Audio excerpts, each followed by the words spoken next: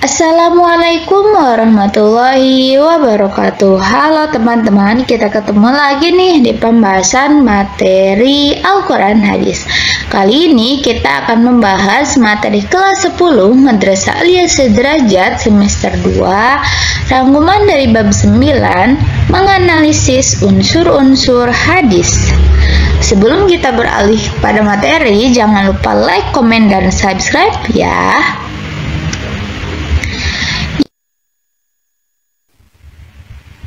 Sanad. Secara bahasa, sanad berasal dari kata sanada yang berarti penggabungan sesuatu ke sesuatu yang lain. Sedangkan secara terminologi, sanad adalah jalan yang dapat menghubungkan matan hadis sampai kepada Nabi Muhammad SAW. Dengan kata lain, sanad adalah rentetan perawi-perawi atau silsilah. Artinya susunan atau rangkaian orang-orang yang menyampaikan materi hadis tersebut, sejak yang disebut pertama sampai kepada Rasulullah Sallallahu Alaihi Wasallam. Matan. Matan memiliki makna masaluba wa irtafa'a min al-ardi, tanah yang meninggi, atau punggung jalan atau bagian tanah yang keras dan menonjol ke atas.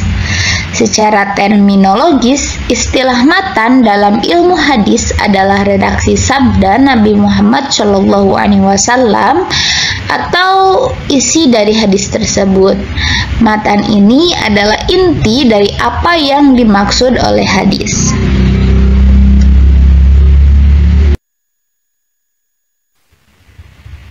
Rawi. Kata rawi berarti orang yang meriwayatkan atau yang memberitakan suatu hadis. Orang-orang yang menerima hadis kemudian mengumpulkannya dalam suatu kitab tadwin disebut dengan rawi. Perawi dapat disebut juga dengan mudawwin atau orang yang mengumpulkan.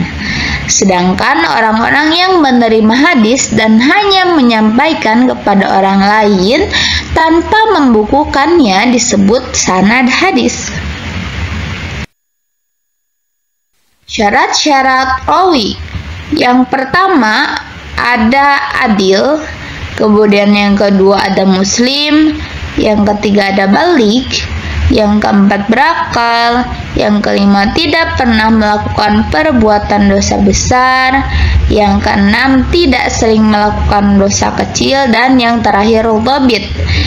Nah, dhabit ini adalah kuat ingatannya atau dapat memelihara kitab hadis dari gurunya sebaik-baiknya, sehingga tidak mungkin ada perubahan yang disebut dengan dhabit al-kitabah. Rijal al-hadis.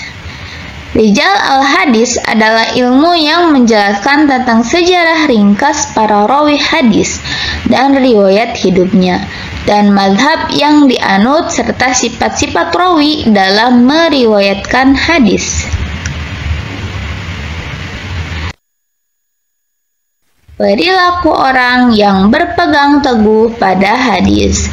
Yang pertama, mempelajari lebih serius unsur-unsur hadis dengan dilandasi oleh rasa ingin tahu dan semangat untuk menumbuh kembangkannya di dalam diri kita.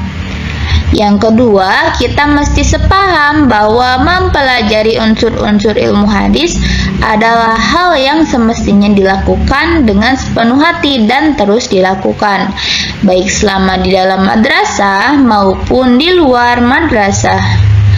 Dan yang ketiga, tetap teguh mempelajari para pelaku sejarah yang telah menjadi unsur-unsur hadis melalui karya-karya mereka dan sedapat mungkin belajar menjadi penerus mereka.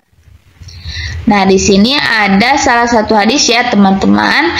Nanti kita akan melihat yang mana bagian sanad, kemudian yang mana bagian matan, dan yang mana bagian rawi.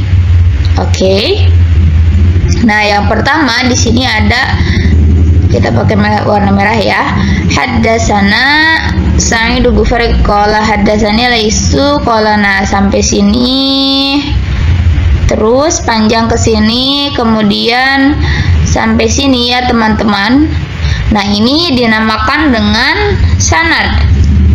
Kemudian matan yang mana sih? Nah, kalau matan ini ada yang ini. Ana naimun utitu biqadahi labanin fasyaritu, dan seterusnya sampai sini. Nah, adapun untuk rawi, nah ini yang menyampaikannya adalah rawahul Bukhari. Jadi perawinya bernama Imam Bukhari ya teman-teman.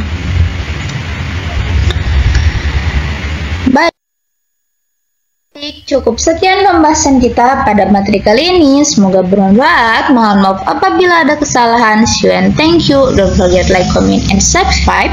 Wassalamualaikum warahmatullahi wabarakatuh.